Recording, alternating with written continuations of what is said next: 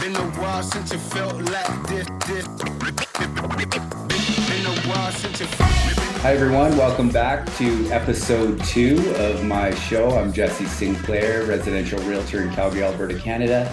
And today our special guests are Jordan and Dorothy Bewernick with Great West Radon. And November's Radon Action Awareness Month.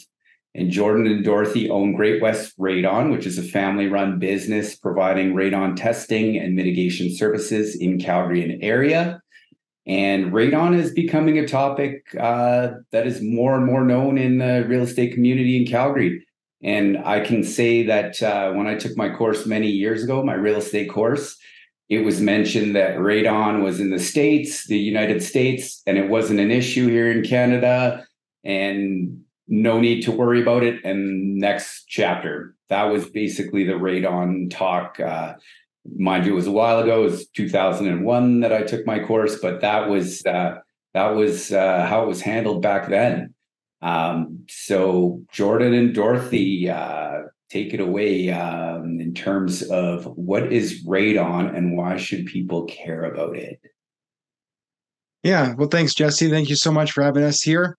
And we really appreciate it. And yeah, since 2001, radon has definitely changed. The research around radon has changed. Just the science and the cell level damage and lung cancer.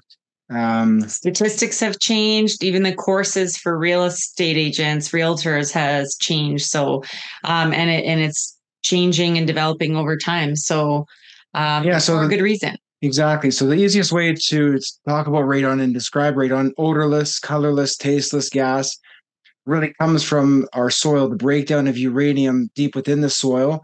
And radon is really coming out of the ground all the time, but it's really a man-made problem when it can come into the house through the various gaps, cracks, and voids in the concrete slab, where it can build inside of the home to sometimes some very high, very hazardous levels. So the old thinking that, one neighbor tested in the cul-de-sac and his levels were low and therefore the whole street would be low is a total myth. And every house has radon. We know that for sure.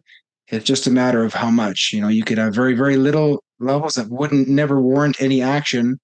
But then the opposite can be also true, where you can have extremely high levels that well exceed all of the governing bodies for thresholds for what's acceptable, and you would never know it until you test for it. So that's why it's so important to test. And the second part of your question, saying why people should care, is that radon is the leading cause of lung cancer in non-smokers, and 3,300 Canadians per year die from radon-related lung cancer. And 100% of those deaths could be avoided if we all just tested and lowered our radon levels. So this is an odorless, colorless gas that is the second leading cause of lung cancer, or the first leading cause of lung cancer in non-smokers. And you test one house in the cul-de-sac, it could be right next door, like everybody's got radon. It's just a matter of what level, and you don't know until you test, I guess is what you're saying. Exactly. Yeah. Every home is different. Every home is built differently. Every home has different windows. There's so many factors that go into every home having different levels. So each individual homeowner needs to test their own home. Great. Yes. And I mean, this isn't all new to me. I think I met you folks, it was about 2017, maybe, office presentation. I worked at another real estate brokerage in Calgary. I met you folks, you did a presentation. So it's not all brand new to me, but I did think this would be helpful to kind of go over some stuff, find out the latest news in the industry, and then also kind of help get the word out as well, because November is coming up next month, Radon Action Awareness Month. So we can, or Radon Action Month. And so hopefully more people will get testing done, and maybe we can help some people, save some people, I guess, help save some lives. That's 100% it. Everybody, when you hear about radon, it's usually from someone that you know and you trust. And that's the number one way people find out about it, is they heard from a coworker, they heard from a friend or a family member, and literally telling them to test could literally save them or their children's lives 100%. So it sounds superhero-y to say that, but it is very, very true. It could save lives long term. Yeah, there will come a time, how far down the road, we're not sure, but we'll look back on these days and say it's crazy that we lived when nobody knew about radon and not too many people tested. It's, I cannot tell you how many people we hear from never smoked, never abused their lungs, and go in for standard checkup because of a cough maybe that won't go away. And in the end, they find their stage 4 lung cancer. And these are not older people. Like we think often lung cancer, they must be a smoker and they're probably in their 70s or 80s. But these are people that are in their 40s and sometimes even 30s, 30 years old, having never smoked, getting diagnosed with stage 4 lung cancer. And that, the oncologist will say, have you tested your home for radon? And they say, what is radon? And there starts a conversation, and we get the phone call, eventually get them a monitor or some sort of testing kit. And, they test their home, or maybe not their house that they're their living in. parents' house. Exactly. They test the home that they lived in or were raised in, and that has high levels. So it's something that, when we look at, in Canada, the deaths, just in general statistics, Canada, radon in Canada kills more people than drowning, than house fires, carbon monoxide poisoning, car accidents combined. Yet, carbon monoxide too. Not enough people are talking about it. So it's about starting the conversation that radon needs to be tested in the homes, and that's really it. Okay, well, that's kind of a good segue into how did you folks, why don't we even just start before how did you get into the radon? Do you want to share anything about your family, or you folks, have you lived in Calgary a long time? Where are you originally from, Calgary? How much do you feel comfortable sharing about your? Yeah, we're open books. We're born and raised Calgarians, which is not common. Wow. Yeah, that's pretty rare. Especially, yeah, it is rare. So I come from, I'm a first generation Canadian. My parents immigrated from Poland.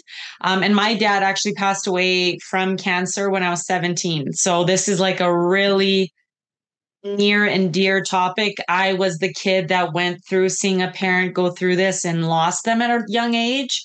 So I am extremely adamant about people if you don't want to do this for you, that's fine.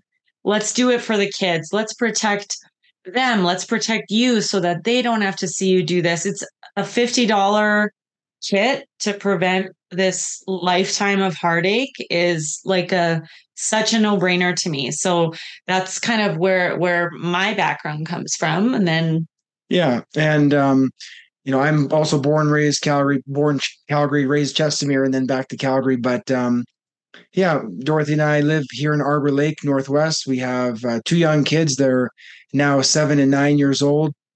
And when we were developing our basement, back in 2015, 2016, I was just in the tail end of completing my home inspector's course through SAIT here in Calgary.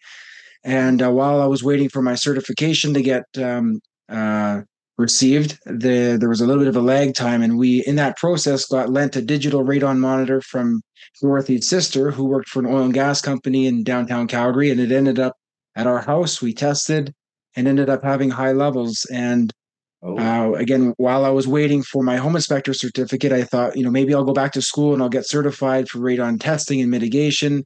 And if the real estate side slows down, maybe I can add this as part of our business.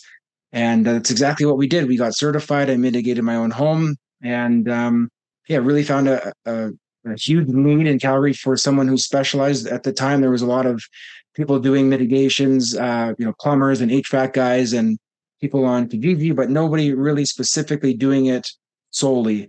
So we thought we'd or there was, but it was they were so busy that they weren't even getting back to their clients in time. So we were like, we need to marry amazing service with this industry so that we can help people out. Yeah. So in the beginning, we were offering home inspections primarily. We were called Great West Inspections, and offering radon mitigation services on the side. And then after the first year in business, we realized that the radon industry needed more professionals, and there was a gap in the market. And we decided early 2019 to drop our inspection business and change our name from Inspections to Great West Radon. And the rest is really history. And we've kind of been growing ever since. Wow, I didn't know that you had high levels of radon in your own home. So it is really near and dear to your hearts there. Yeah, and it wasn't Yeah. even high. Like, I mean, now that we've been doing this for a long time, the levels that we saw were not anything to write home about, but we knew that our kids were going to be playing down there. So we were like, even if they're kind of high, they weren't even at the Health Canada max of 200. They were in between that 1 and 200 mark, but we knew, we did the courses, we did the research, we knew that there was still risk at 100 plus. So we were like, if our little baby toddlers are going to be playing down here, then we want it as safe as possible. So we decided to mitigate. Well, they'll be down closer to the ground than you will be, right? If they're crawling around down there and yeah, and just playing, running, huffing and puffing, right? Just children in general, the studies show that, they breathe 2 to 3 times as many times as we do. So their respiratory rates are higher. So they are at more risk and they've got the longest life left to live. And that's really the big determining factor. We'll talk about that later, but it's, the cell damage caused from radon when they're 5 years old and 10 years old. If they live to 90 years old, that's a lot of still DNA level damage. Because once, again, we'll talk about this in a moment, but once it gets into your lungs, it continues to emit radiation. So, the less that we can have ourselves and our kids exposed to, the better, as early as possible. Right. Yes. Okay. And then, so you had your inspection business, you came through, you decided that this was something that didn't really have enough, enough people doing it that were providing that wow service. So you said, definitely, this is something we're just going to make rather it started as a side of your business or a niche of your business. And then now it became your whole business. Yep. So the recommended levels in a home, you touched on that briefly, Dorothy. What would you say could you recap that for us? What are the recommended levels? Yeah, absolutely. So World Health Organization suggests that anything over 100 is when you start seeing that DNA level damage at a higher risk. So the Evict Radon organization based out of the University of Calgary that does all the research and all the statistics that you see generally are referring to research that they're doing. And they also say that between 1 and 200 becquerels per cubic meter is considered intermediate risk. Under that threshold, so under 100 is considered low risk. And then anything over 200 is considered high risk. So for every 100 becquerels that you are increasing in these levels, you start seeing a significant increase in the likelihood of getting lung cancer long term. And just in Canada here, Health Canada says 200 is our maximum threshold, maximum action level. If you go south of the border into the United States, the EPA there, they say 150, 148 to be exact. Mm-hmm. And then the World Health Organization is 100.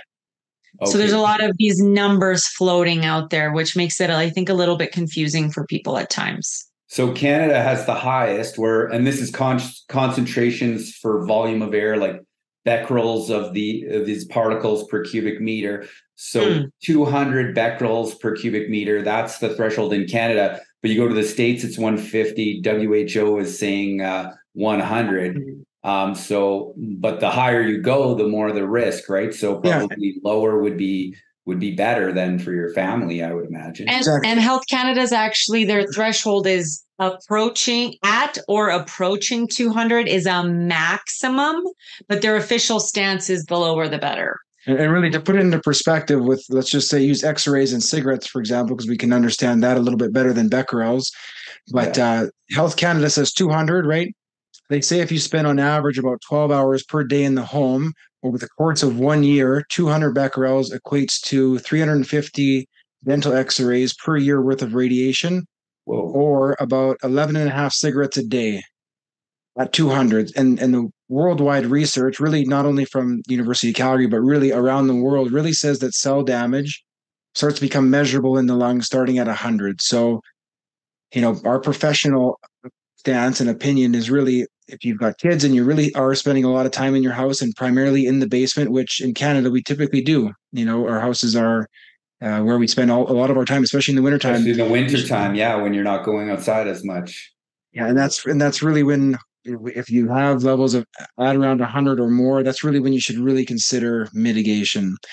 And right now, October through April is really the testing window. That's when Health Canada suggests Canadians test their homes, because during the wintertime, when those doors are closed, but also the greatest pressure that pushes radon in is the highest when it's the coldest outside. So in the wintertime, when we are spending as much time inside as we do, that's when the radon is at its highest. Okay, so that would be why November would be radon action month then, would be because that's where the levels would be the highest in the home if the windows and doors are mostly closed. November is actually also Lung Cancer Awareness Month. So because radon is the leading cause of lung cancer in non-smokers, those two things go together. So it's lung cancer awareness, and starting to test in November for those 90-day kits, I'm sure we'll touch on shortly. That's when November would be a great time to start those. Okay, good to know. Thank you for sharing. And I mean, that's troubling. 200 becquerels per cubic meter, which is the maximum for Canada, or maximum recommended, is equivalent to about 11 and a half cigarettes a day. If you're a non-smoker, you don't want to be having any equivalent of any cigarettes a day, I would imagine. Yeah, and that's why it's going to be misleading, because it's, some people say, well, I'm under 200, I'm safe, right? I'm 198. Like, that's still under 200, isn't it? But so we don't ever want to sound like salespeople when we say as low as realistically achievable is the best, because that awfully sounds salesy. But really, I mean, at the very least, we want people to be educated. There is risk even at 200, so the lower, the better. Well, I mean, they say in sales, I've been in sales for a number of years, right? They say in sales, you have to believe in the product. And it sounds like you two authentically believe in your product or your service, and you have firsthand experience. And let's talk a little bit more about, so we've got the radon levels here. What I'm curious, like, what is the highest levels that you can remember seeing after running some of these test kits in people's houses? What's the highest that you've seen if 200 is equivalent of 11 and a half cigarettes a day? We've seen some crazy houses. Yeah, there's a page floating around the internet where you'll have Calgary in the 4 quadrants and the different maximums that people have seen. That's quite outdated. Yeah. There's been some people say, well, I'm in the southeast, and on that map it shows really low levels, but really every community has high levels. For a long time, we used to think that Evanston in the northwest was quite low, because we'd sell a ton of test kits and a ton of monitors and very little phone calls back. And all of a sudden one came in, and the levels were, the guy thought the monitor was broken that he bought. He didn't buy it from us. He bought it from Amazon, and the 3-day average was 2,500. Oh, 2,500 becquerels. So he brought it over to his father-in-law's house, just a couple communities over, and it tested, I think, around 60 for the week-long average. And he brought it back to his house, and it jumped up to 2,750. So that was one of them, and we mitigated one in July this past year in the community of Glen Eagles, so just outside of Cochrane, on the golf course there. And their long-term levels were just over 2,900. Wasn't there that one out by Okotoks that was like 3,300? It was like years ago now.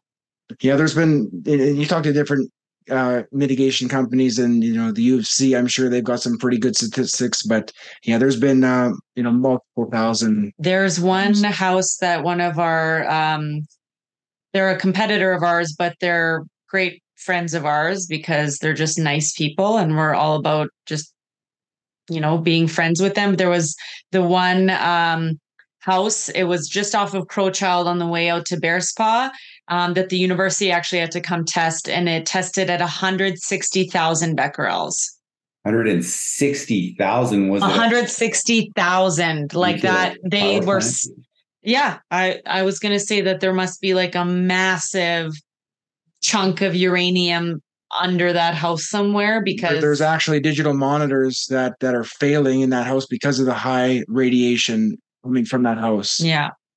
That's a record one that we've heard of. Like, we didn't do that one personally, but our friends did that one. So is that even can you mitigate that, or like?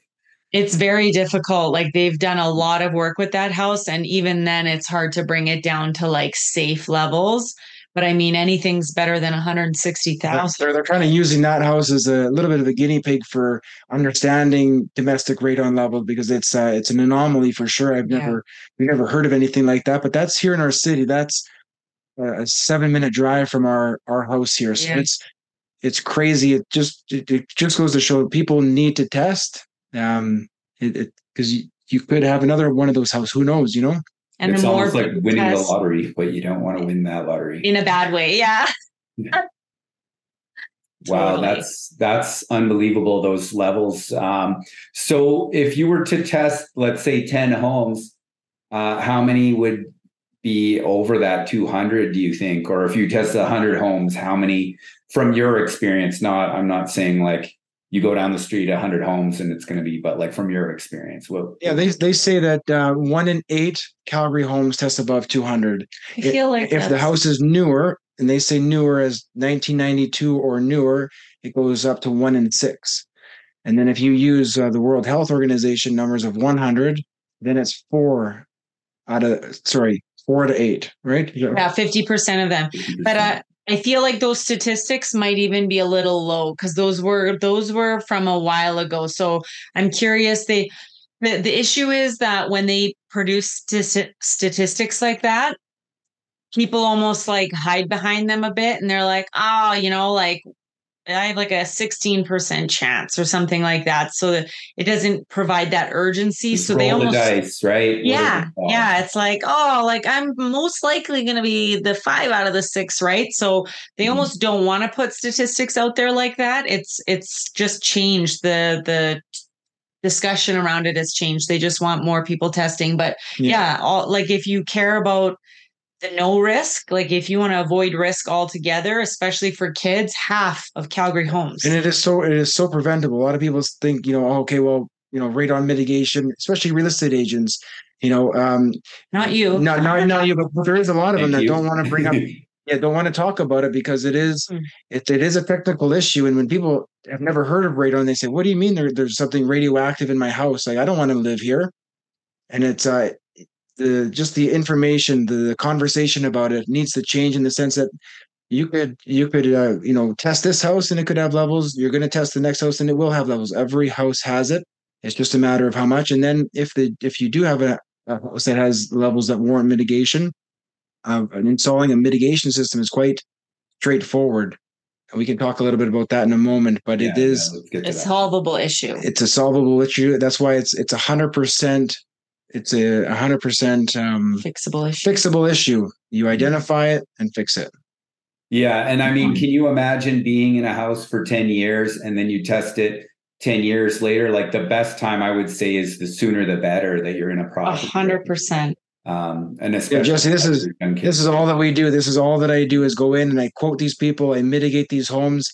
And, one of the best parts about my job is being able to sit, sometimes at the bar stool with the homeowner, and we don't share drinks, never, but just sitting there and talking to them, and they say, I wish I would have known when we bought the house, or when we built this house back in 2005 and my kids were young. I wish we would have known, because we have moms crying like, oh, my levels are so high, and my kids, like my 17-year-old's been sleeping down there for years, and they're just riddled with guilt. And it's so, we hate hearing that, right? That's why every chance we get, like, people like you are awesome that will take time out of your day to record all this and ask the right questions and have people listen to it. It's so valuable. Just if you got one person to test, it would be worth it, and we really appreciate that. The common, exactly. The common one-liner we hear is, I wish we would have known. I wish somebody would have said something, because then we could have done something about it, but they just didn't know about it. So you don't know what you don't know. Yeah. So thank you about that. I appreciate that. And when I met you folks at our office meeting a number of years ago, I purchased some digital meters, testing meters. And I know there's some other 90-day ones as well. So what is the testing protocol like, what is your typical recommendation for testing protocol for people? This is a question I answer many times a day, so I like a spiel on it. All right. Regardless of what method you choose to test your home with, the most important thing is to know that radon levels fluctuate from day to day. So a long-term average is what you're looking for. That's what Health Canada recommends. Evict Radon researchers recommend. So there's two ways. There's a long-term test kit that you can purchase that requires you leaving a little passive device out for 90 days or more, up to a year. You leave it usually in your lowest lived-in level in like a breathing zone. So we always like to make sure people are putting them on like a bedroom nightstand or maybe a coffee table in a place that you watch TV or in a gym, family room, that sort of thing, right? Mm. You leave it there for 90 days, then you put it back in the envelope, send it to the lab. The lab analyzes it, they email you your test results, and then they tell you what your results are. Most people, when they find out there could be a cancer causing gas in their house, they don't want to wait like the 3 or 4 months that it takes to do that 90-day test kit. So the alternative to that is the digital monitors, like you mentioned, Jesse. So those digital monitors work the same way in the sense that you want to be leaving them in your lowest lived in level in those same spaces, breathing zone. And then those will start giving you preliminary results within about 24 hours.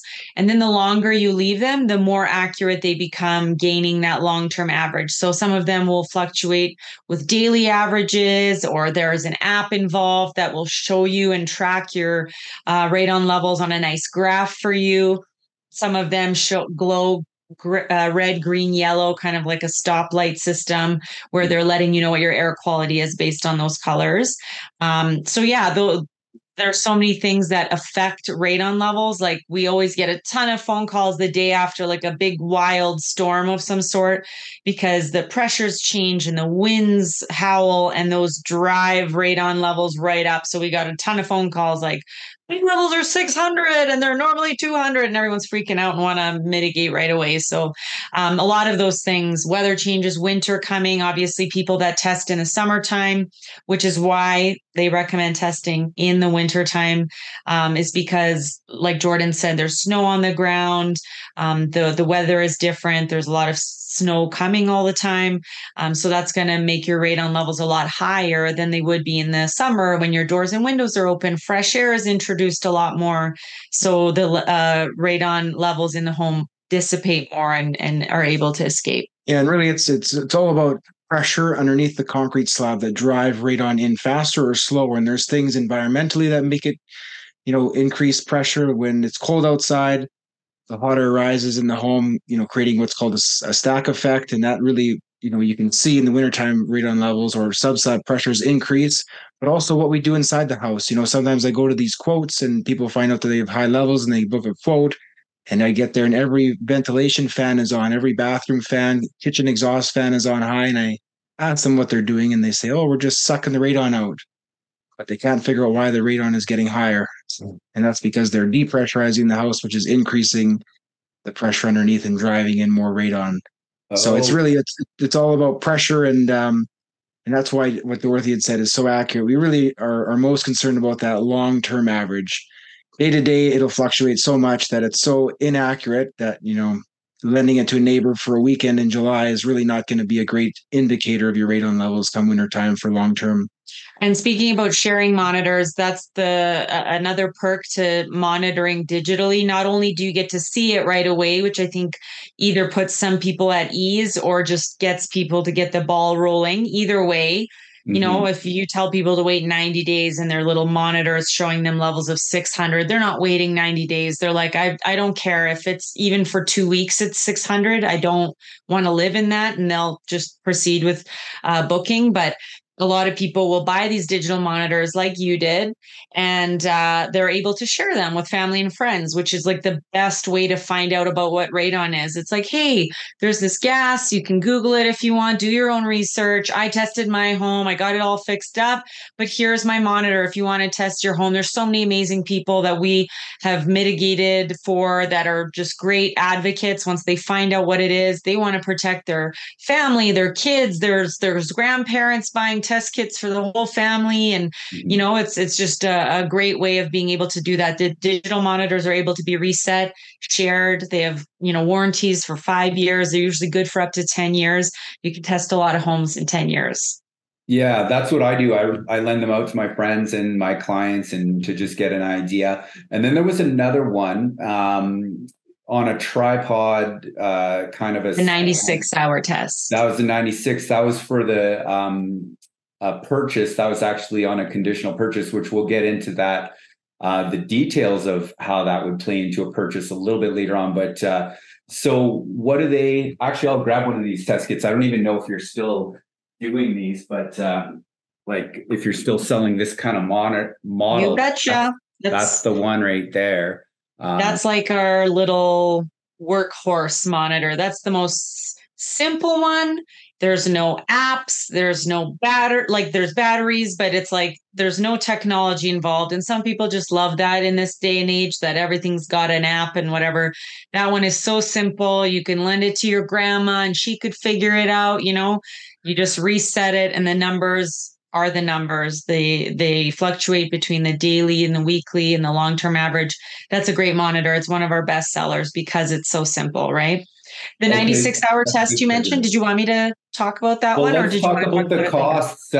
So someone wants to, let's say they're watching this and they're like, you know what, I want to test. So the 90-day one, these digital monitors, I can't remember exactly what they were going for. And then the 96-hour, what would the costs be real quick for those three, roughly? Like a ball. Yeah, so the long-term Alpha Track, which is kind of the most worldwide recognized, that's the 90-day one. The cost is $45 for that, and that includes lab analysis. The only thing that you would have to pay is shipping to the lab, which is around $10. Yeah, so that one is by far the cheapest alternative. The downside is that it takes the longest. 3 months of deployment. Hopefully, you're starting it in the heating season, which is between October and April. But then we move to that the Carentium Home, which is the entry-level digital radon monitor. That's the one you have there. That one is the $175. And then we go up from there to... They go up in price with we have a whole bunch of them now that AirThings provides, and they just go up in price with all the different features that they offer, right? So some of them, the more you get offered, the more they charge for them. And if they're able to run on Wi-Fi versus Bluetooth, they'll cost a little bit more, so that if you're out of town, you're able to see what your radon levels are once you shut everything off and you don't have any windows open. And a lot of people will do that out of curiosity. They'll go on holiday and they'll see, hey, actually, when we're not home and we're not running all these fans and opening doors, the levels actually do get quite high. Or some of them measure, in addition to radon, they'll measure temperature and humidity and volatile organic compounds, carbon dioxide. So there's all these different metrics. So the more you get, the more the price goes up. I think that's what Jordan mentioned last time when we were testing. I was representing a buyer. She was concerned about radon. And so I was speaking with Jordan. We did the test, and we even discussed kind of like it monitors temperature in the area. So like, let's say, for example, somebody knew they were going to test and they left all the windows and doors open just so the levels were low.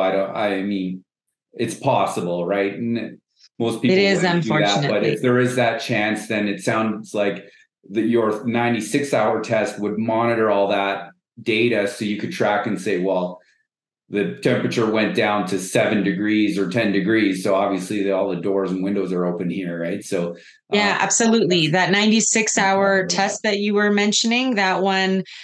So we drop that one off, pick it up, and would provide a report to whoever's ordering the test. So normally it's like the buyer of a home that is ordering that test. So there's anti-tampering sensors on it. So if it's been moved, it's been maybe knocked over, but mostly it's so that we know whether it's been moved.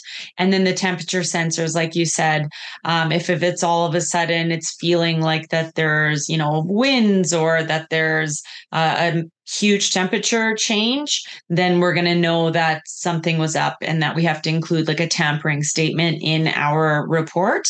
But yeah, that's just a glimpse, right? So that test, we always like to make sure that everybody knows. It's kind of like, when a home inspector comes and tells you, your furnace is this, that, and the other, they didn't take apart your furnace and like check out every single element to let you know that you have like 3 years and 7 months left on your furnace. It's a point in time inspection, right? Just like us leaving. Of in time. That's right. So that's what that radon test is. Yeah. Okay. That's 96 hours. You've got the tamper, you've got the temperature testing. There's a bit more service because you have to drop it off. You pick it up. You provide a report. So now the little 90-day tester, about $50 and 55 maybe shipping it to the lab. The other one about 180. What would that one, the 96-hour test ballpark, what would that typically run for? That one's $250 for the whole thing with the pickup, drop off, and the report. Yeah. Okay. But like you say, you might want to do another test just because the time window is so short. At least it might tell you if it's 3,300 or something, then you could flag it, right? You might get a little indication, but it could. That's exactly right. Those are great because you're preventing somebody, but like that, it did happen to me. I had a house in Nolan Hill. I did that test and the levels for the 4 days were 1,600 becquerels. So the odds are if they did a 90-day test, it would still be crazy high. So it really gave some urgency to people doing that follow-up test, which was great.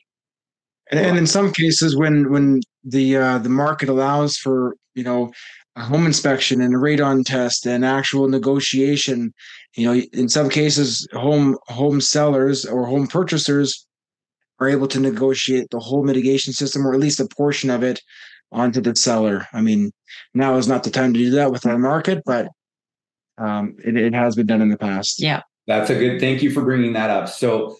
I mean, yeah, you've got in any given real estate market anywhere on the earth, I think. I mean, I guess I'm focused on Calgary really, but like you've got market cycles and it's kind of a pendulum. It'll go back and forth, right? You got a seller's market, you got a buyer's market, and then balanced market is right in the middle, right? So in Calgary right now, we're in a seller's market. So if you've got, let's say, a new home listing and there's 10 offers on it, and you put in more and more conditions, it's easy to just for the sellers to say, well, this other offer, it has no conditions, so we're just going to take it, right?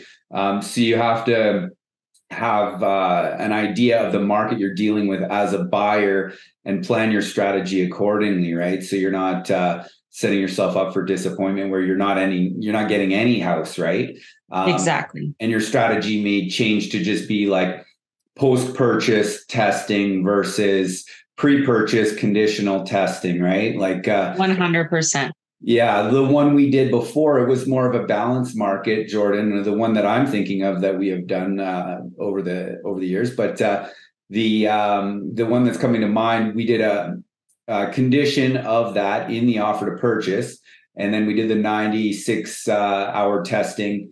And the levels came in within reasonable levels, and my client was fine with that. Removed that condition just fine.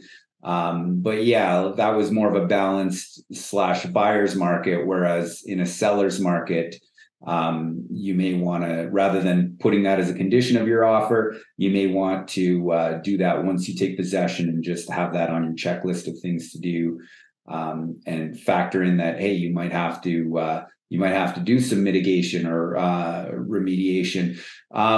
So what would that look like? Like, let's say someone gets their report and they say, look, it's 350. I'm not comfortable with that. How do you guys what would you do from that moment to them having it all fully mitigated and they're happy and their levels are down to a level that's say under 100? Yeah, so typically either they can call the office and get a free no obligation quote appointment booked, or they can hop online and they can book a quote themselves. And basically, I'd come out to the house and we'd look at, make sure that the test was in the right location. Number one, and get a little bit of information about the house, walk around the house, have a look at the mechanical room, and basically just go through the mitigation process with the homeowner, and then provide them with with a quote, and basically they can, We have a pretty good online system. What Yeah. we've over the years, we try to make the whole process as simple as possible. We don't want anybody getting like overwhelmed with the process, and we know that people have a lot going on, so we don't need to add to any sort of confusion or stress. So they book a quote online, it goes through our system, Jordan shows up, walks them through, like you said, tells them where he would most likely want to put the system. They say they're okay with that. Yeah, They get their sorry, and the quote takes about 15 minutes, so it's not this couple hour deal. That can be in and out of the house in 15-20 minutes depending on how many questions. Exactly. And then they get their quote online. They have a link that they're able to check, as soon as they're ready to proceed. They approve their quote online. They get sent a booking link so that they can pick whichever date they want to mitigate. And a lot of our, systems are all paperless. We remind people about their appointments. It's a pretty seamless process. Nice. Now the mitigation, is that a 1 day visit, or is that say takes a few days to do typically, or No, typically for the vast majority, 99% of homes can be done in a 4 to 7 hour window. Typically we run in two-person teams. We arrive at the house generally at around 8:30 in the morning. And by the time we're done our diagnostics, which is first, that's kind of the smart part of the system. That's where we understand the pressures and understand all the flow rates and calculations. And that really, we build the system on an app that we made. And then from there, we move to step 2, which is our physical install. And then once the install is done, then we kind of move and we do some optimizing and seal different gaps and cracks that are, able to improve the efficiency of the already installed system. And then we basically clean everything up. And within, like I said, a 1 day deal, your levels are usually less than 100. And then typically after day 3, they're less than 50. And then the long-term averages are typically less than that. A lot of them are even between 10 and 30. Even the guys that are that's quick starting at 2,500 becquerels to start, and ending between 10 and 30 or less than 50 is a great improvement and considered success in our industry. So wow. So bringing your radon levels into a healthy range within a day, like from a 1 day stop. Obviously the pre-booking and everything takes its time as well, but like from show up with the equipment and get it done. And this is probably pretty rudimentary, but I'll just run through. I did a little research, and so it's a sub-slab depressurization, I think, right? It's a pipe that goes into the concrete slab, and then it basically has a fan and it sucks the radon out from under the concrete slab and just puts it outside. Yeah, that's exactly it. Yeah, exactly. Sub-slab depressurization. So instead of the positive pressure pushing radon and allowing radon in, the inline fan in our mitigation system reverses that air pressure. So no radon is able to come in. We can never get it to 0, but we can stop it from coming in from the sub-slab. And then the whole process obviously has a few other things, as part of it. Jordan talked about diagnostics. The guys do a lot of, sealing cracks and gaps. We even posted a video today on our Instagram about these huge voids a lot of people have underneath their furnaces that are a big radon entry point. If you have a sump pit, we're going to put a specialized lid on there to make sure that's no longer a radon entry point.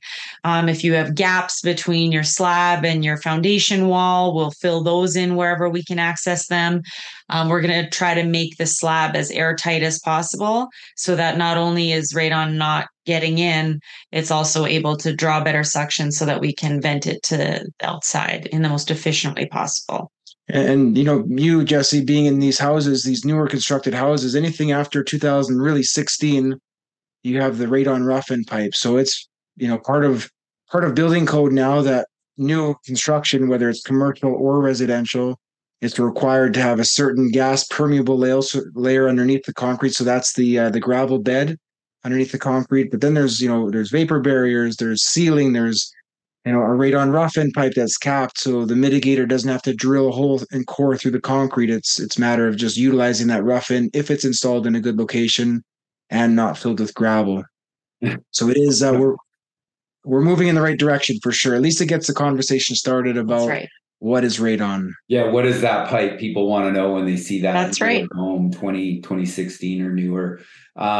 So ballpark, I mean, what would he, and I should have said that at the beginning of this, but like all these numbers you're throwing out here, these are just general ideas. If you want a more accurate quote, just go on to Jordan and Dorothy's website or give them a call, submit the form or give them a call and you'll get an accurate quote. But like ballpark, what would a mitigation system typically cost somebody for, say, the average home?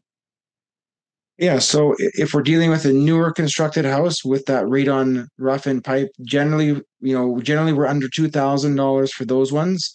Mm-hmm. And then if we're dealing with a house constructed before 2015, you can be upwards of $2,300, sometimes even more, depending on if it's got multiple slabs or different dual suctions for 4-level split homes that don't have a crawl space. So there's many factors. That's why it's nice for me to come into the house. I can actually have a look and see exactly what we do. But yeah, anything that's a little bit unique and different has the potential to add the cost. But generally speaking, I would say 99% of the homes we mitigate are under 3,000. Okay, so 2,000 to 3,000 ballpark. And it's November. We're coming up on Christmas. People are always cognizant of this, but it's your family's health, right? So now financing, do you guys offer financing for these systems if somebody doesn't want to come up with that 2,000-3,000 all at once and maybe they don't have a line of credit or something available for that? Yeah, absolutely. So we work with a company called Finance It. So once we get your quote together, we would then send you the link to be able to fill out their application to see how they could help you, and you can choose your payment plan and all of that sort of stuff.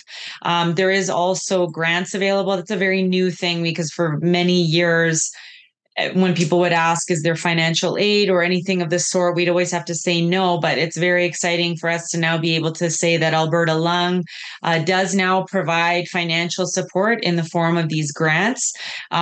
We provide a link to them in our quotes so that you're able to access that right away, because we know sometimes people don't want to share their financial history with us, which is totally fine, but you can qualify for up to $1,500 of these grants through Alberta Lung. For either low income situations, or if you are somebody who has been diagnosed with lung cancer or has been affected in the family by lung cancer, you can qualify for up to $1,500 through Alberta Lung. And it's a really easy process. You hear from them really quickly. It's not this long drawn out months. We've had people apply the 1 week and they were able to approve their quote the following and have their mitigation done relatively quickly. So it's a great program. Wow. Okay. That's good to know. That's good to know. There's many options available. If somebody is in need, they could get almost half or more than half covered. Exactly. Now, I know you folks are so busy and it was tough to book in. You're just so busy doing these mitigations and everything. So I want to be cognizant of your time here. So let's just run through. I do have a few more questions or some more questions, but let's just run through maybe rapid fire on these last ones. So we're going to answer quickly. We're going to be short-winded, I promise. The speed round. That's right. I like that. Lightning round. Ding, ding, lightning round. Yes, I like that. So types of properties that people are testing. Is it mostly single family homes? Is it townhouses? Is it apartments? Is it offices? Where would this typically be showing up, do you think? Yeah, so if you're in a condo that has a parkade, you're at very, very low risk for radon in your home. So those ones probably wouldn't warrant testing.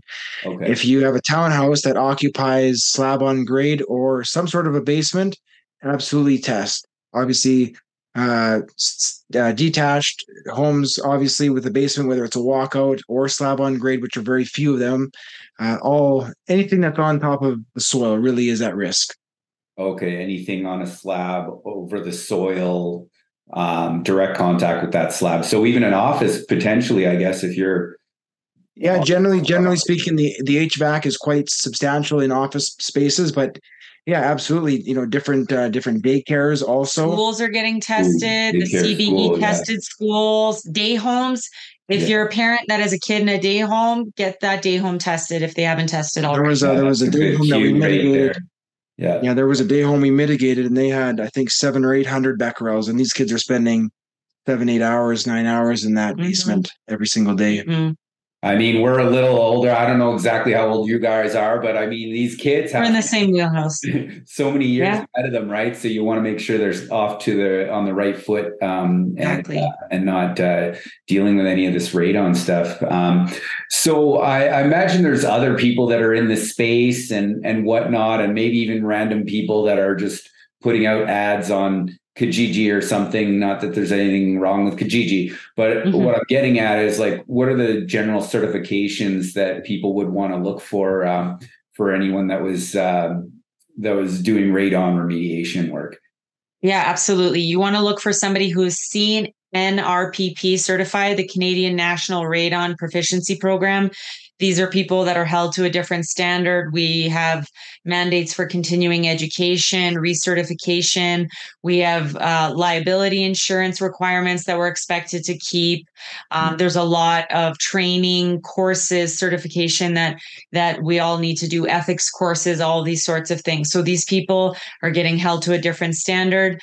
People that aren't CNRPP certified have none of that. And we've many times had to fix systems that were slapped together, that were installed incorrectly. And not only are they inefficient and ineffective, but they can also be unsafe. So it really is a get what you pay for industry. So please do your research. It's super important. Be careful who you choose to work with, then. Not everybody's created equally in the testing mitigation space. Well, I can vouch for you guys. You guys have been great to work with, and good communication and getting people's levels down. So the feedback has always been good, and that's why I kept in contact with you folks over the years, because I really like the work, and I can appreciate the work that you're doing. Awesome. Thank you so much. Yep. Ditto. So let's see. We're mostly through. I think we mostly covered all of this. So do you have any major, like a story that stands out, like a victory in your mind, or that really stands out to you, right? Like a situation they tested and it all worked and you got the levels down. Is there anything that really comes to mind for something like that? Yeah, we just recently had a gentleman that we've been in contact with many times just over his whole situation. He was feeling so ill. He spent his whole life, he was like ex-military, he stayed in shape, he has a gym in his house, and he moved and he just felt sick, like so sick all the time, headaches, nausea all the time, like this whole slew of terrible symptoms. And he during the install, sorry to interrupt, he was sitting on there on the couch, and he was looking quite sad. And I had asked him, I said, "Is everything okay?" He says, I'm just so thankful that you guys are here. And because I was thinking for so long that, all this hard work that I've spent literally decades of my life eating healthy and working out and all the stuff that we're supposed to do. And here I am in my senior years feeling so ill that I don't know what I did wrong. Yeah. And he had gotten an MRI, CAT scan, blood tests, neurocognizant tests. Yeah, there was like literally the list of stuff that he had gone through over the years that he had moved into this house was absurd. And no one could figure it out. Not one doctor could figure it out, but he was adamant that he feels ill, and he somehow came across radon testing. He gave me a call. We were discussing, and I said, well, on occasion, there's actually 4% of the population that is inherently radiation sensitive. So even if your levels aren't crazy high, you'll feel sick from it. And I was reading to him the symptoms of radiation poisoning. And he said, Dorothy, like, this is everything I have. He's like, I want to test immediately. So we send him a monitor and he starts testing. And within 2 or 3 days, I think his levels were 1,750 becquerels. And he said, I think this is it. He's like, let's do this. Let's go forward right away. I need to get this house mitigated. Jordan and the team goes out there. They do his mitigation for him. Within 24 hours, he called me and he said, all of my symptoms are gone. And he is now on the radon crusade. He's like, if you need me to do a video, he wrote me this big letter documenting his entire thing. We did a blog post about it because he was so passionate about it. He's sending me emails and CCing his family members. Everybody get your house tested for radon. You've all heard my struggles over the past year with my health. They're all gone now. My levels are low. My symptoms are gone. And it's great. He's like so happy. He's got a new lease on life. He feels like himself again. So it's so great. That's a great story. Wow, that is a win. That gave me goosebumps hearing that. I mean, that's got to really make the job feel rewarding when you can help somebody out in a situation like that. It is, and it is so rewarding. And when I leave the house mitigating, some days we're not showing the door abruptly, but you're in the house and people want to get back with their day. And then some houses, some homeowners, they're calling their kids down from upstairs and come say goodbye to the heroes. And I say, oh, wouldn't go that far. But, to some people it is. To some people it is. You're really making a difference in the longevity of their life and the quality of their life and their kids' life. So, that's a real thing that keeps us going. And really, that's why we do what we do. We love to spread the awareness that people need to test, whether you buy the test kits from us or whether you go on Amazon. Dorothy mentioned the CNRPP. We have certain standards for our testing equipment as well. So choosing someone that's certified in that, jurisdiction certification, you want to be buying their test kits from them. But whether you mitigate through us or not, obviously we want the business, but, just lowering your indoor radon levels is so critical and key. And to some of the listeners that have never heard of radon before, some could maybe think that, oh, that's crazy that, maybe does that actually happen? But it's not just the one person that story you just heard. There's been a number of people that have had quote unquote uncurable diagnoses that they just are ill for no apparent reason. And sure enough, they have their house mitigated, and it's probably I can count on both hands. Yes, yeah. How many people have said I felt crazy. Incurable migraines are now gone. It's so it is possible, and it is quite astounding to hear that. And I'm so thankful that we get to be a part of that. Mm-hmm. Wow, if you think about it, I guess the key takeaways would be test your house, test your properties, right? Because absolutely. Whether you spend approximately $50 for the one-time use, or you borrow a monitor from somebody, or you do the 96-hour test, just get that. I mean, for peace of mind. Anyways, that's what I'm taking away from this, from what we're talking about here, is like, know what your numbers are. And once you get that number, research it and make sure you're comfortable. Maybe somebody is comfortable with 350 or 500 or something. I don't know why they would be, but like maybe they are.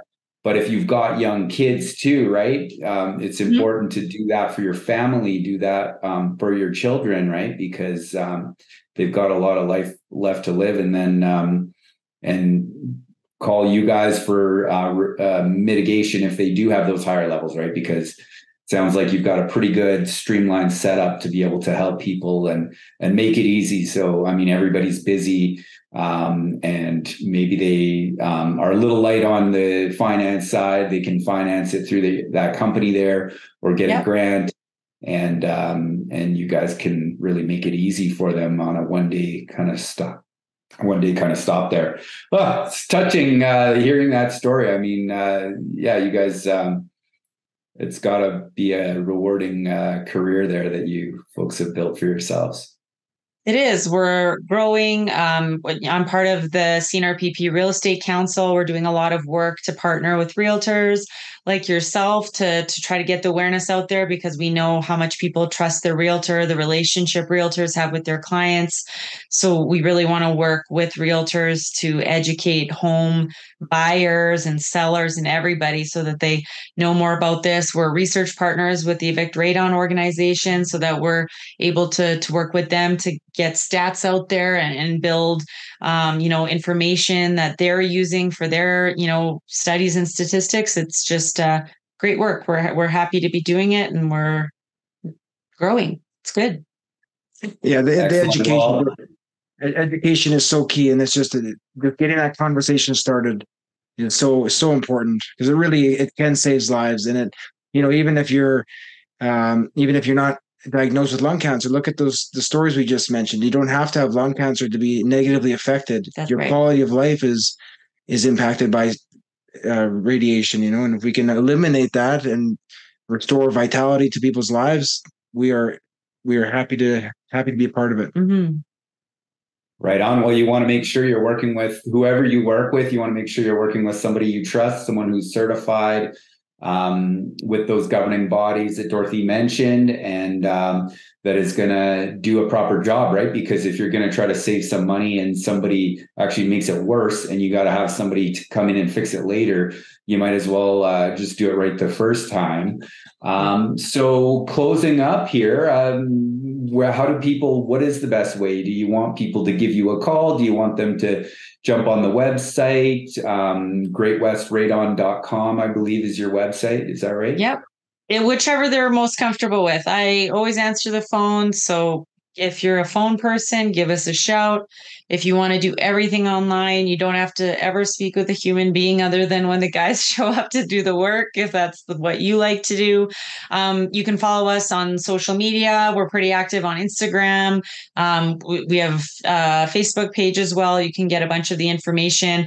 With Radon Action Month coming up, we're going to have a bunch of videos. There's some funny ones and some clips from different shows that talk about radon, which you never would have noticed before, but just stuff like that kind of just educates people in one way or another. So whichever people feel like doing. Sounds good. Well, I'll link all that in the show notes and your handles on social media there. And I'll definitely be sharing this out with my friends and my clients and colleagues. And hopefully we can all together kind of get the word out there a little bit more and save some lives here. We are absolutely, Jesse, absolutely. And if I had to say one last thing in closing, Dorothy and me, we are so passionate, again, as I mentioned this before, about just the education of radon. So for those of you that are listening or watching that do have safety moments at work, and do want to do a safety moment or have somebody come and talk about radon just as an education piece for your company, we are always happy to do that. There's some literature on our website that you can download to produce your own safety meeting, or brokerages, whatever. We're always willing to help and just answer questions if that's what you're looking for.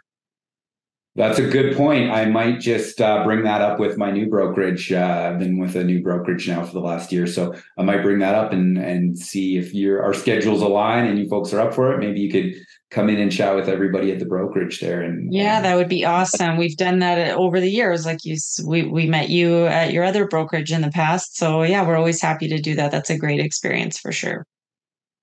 Awesome. And I guess the one last thing that just jumped in my mind is, you brought it up, Dorothy, like day homes, daycares, schools, those places where your children are spending a great deal of time in the day. If you're a parent, just ask if they've been tested or if your parents are watching your kids for you, right? And your parents have never tested their home.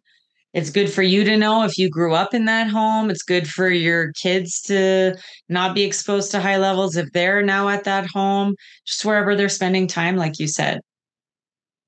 Awesome. Okay, guys. Well, I know you're so busy, so thank you so much for taking your valuable time to share with me and to and provide all your insight and information to all the viewers to help spread the word about radon and how people can live a healthier life.